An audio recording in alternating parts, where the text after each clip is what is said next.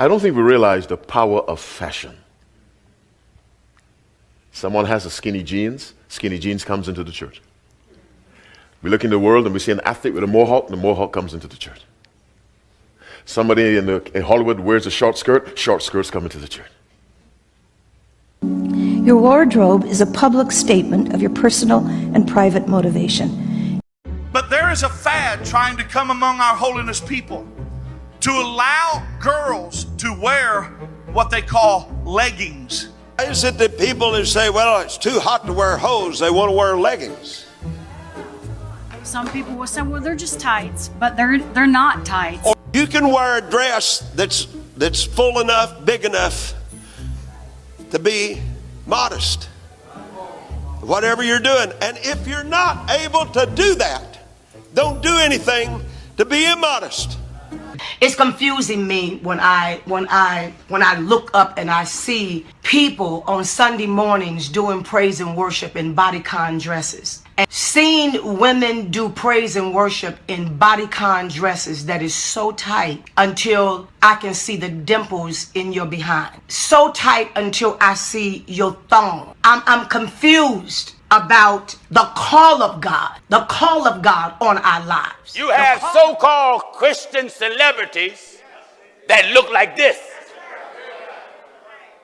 You have some first lady in churches, pastor wives. You look like this. You let your children look like this.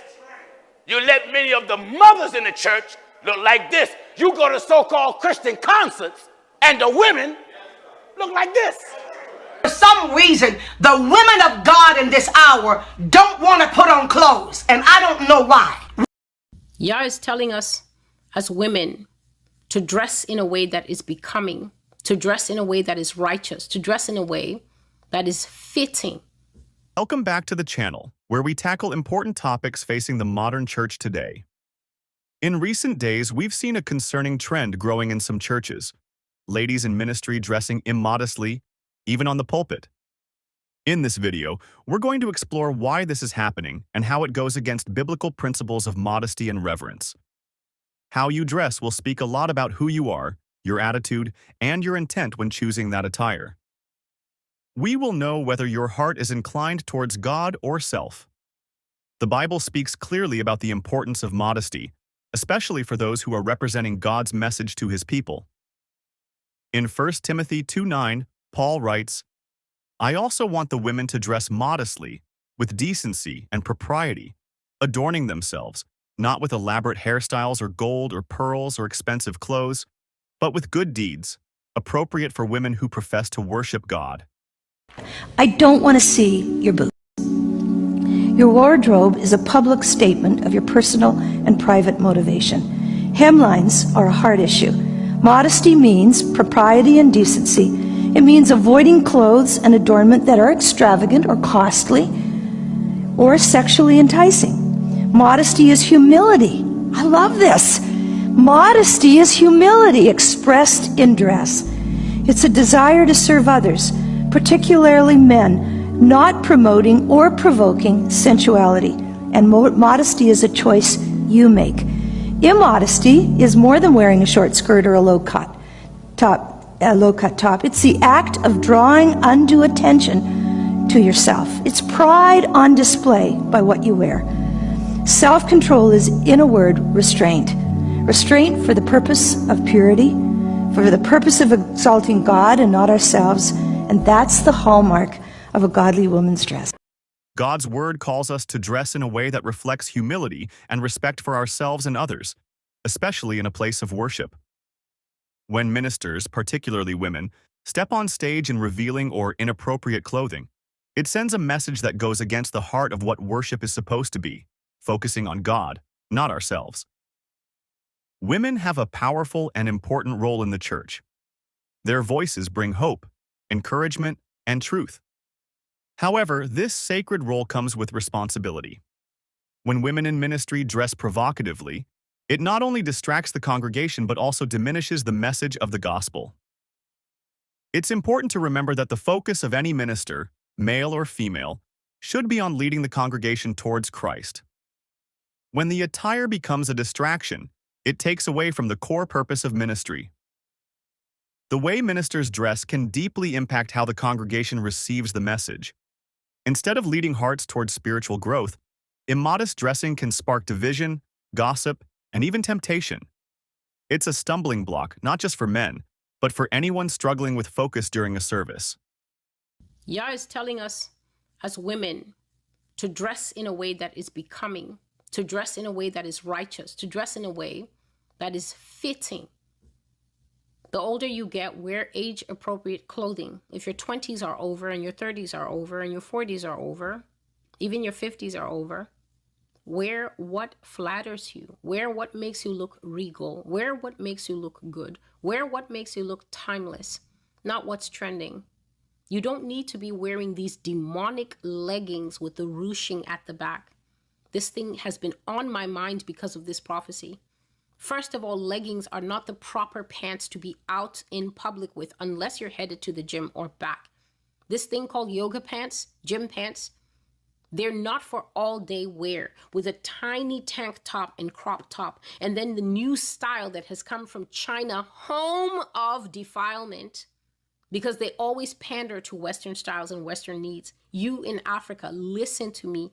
If you're wearing clothing that needs to enter into your buttocks to accentuate them, you are a Jezebel, demon, whorish type of woman. And I'm telling you to your face. I hope you heard everything. Jezebel, demonic, whorish type of woman. An enticer, the woman from Proverbs 7 that I'm going to read to you. The kind that deliberately uses her body as a snare, and you think God will let you get away with it.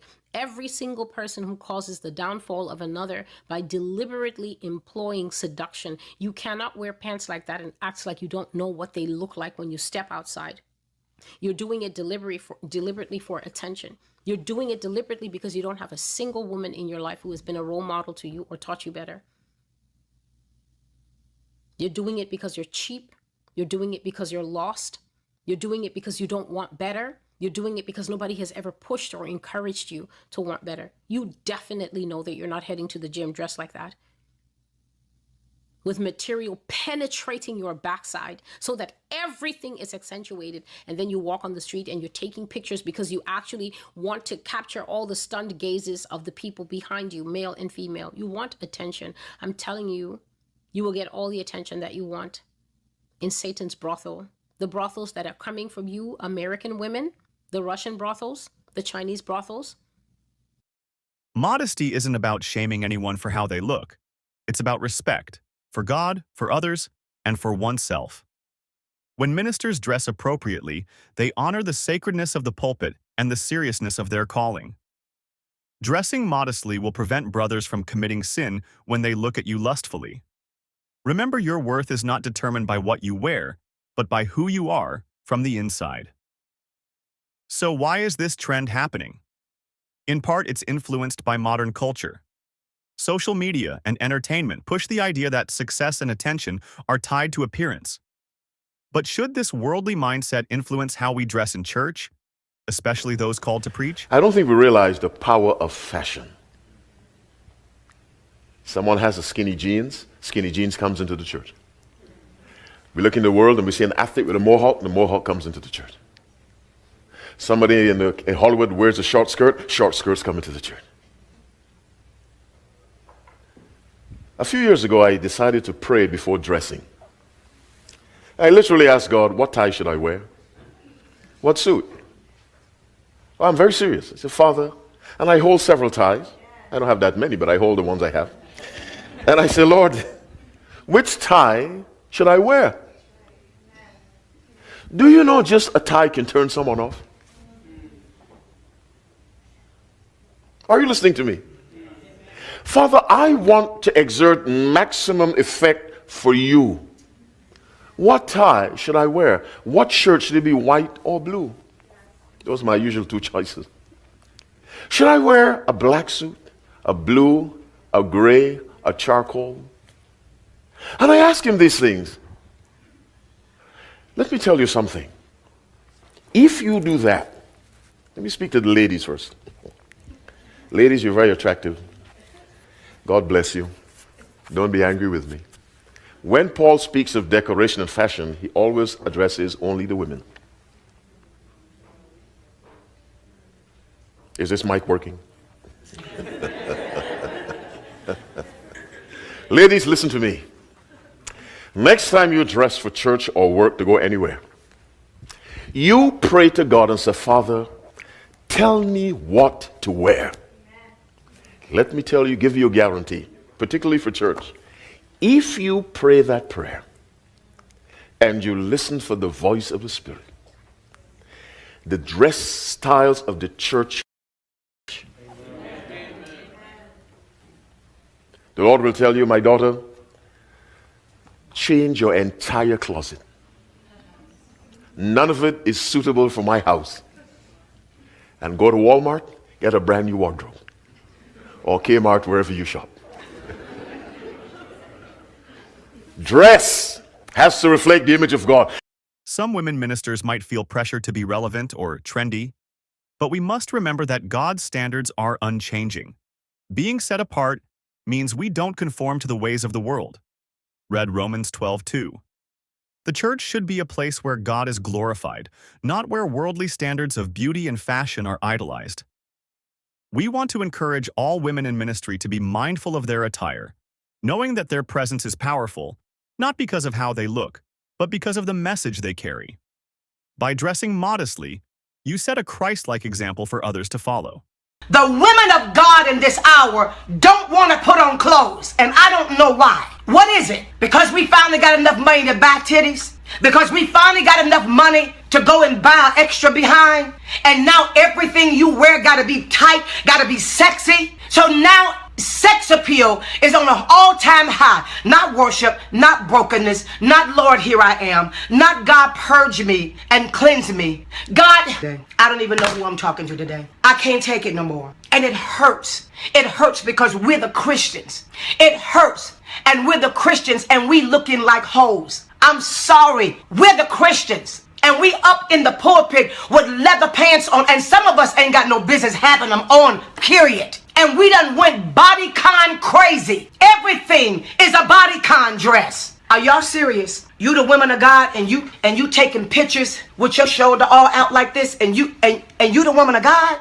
You the woman of God and your chest is all the way down here on Facebook. I don't care if you ain't in church. Who takes a picture like that? Because you're confusing us. You're confusing us. Because 1 minute you want to give us the word of the Lord. And 1 minute you want to tell us what God is saying. And 1 minute you want to prophesy. And the next minute we see you taking an all-out sex picture and a selfie of yourself. Proverbs 31:30. Charm is deceptive, and beauty is fleeting, but a woman who fears the Lord is to be praised. Remember, true beauty comes from a heart devoted to God. When we honor Him in all aspects of our lives, including how we dress, we reflect His glory to the world. Thanks for watching today's video. Modesty in the church is not about being old-fashioned. It's about honoring God and protecting the integrity of our worship spaces. Let's encourage one another to focus on what really matters, the gospel of Jesus Christ. If you found this video helpful, make sure to give it a thumbs up, share it with others, and subscribe for more content. And let's keep the conversation going. Drop a comment below with your thoughts on how we can maintain modesty and reverence in the church today.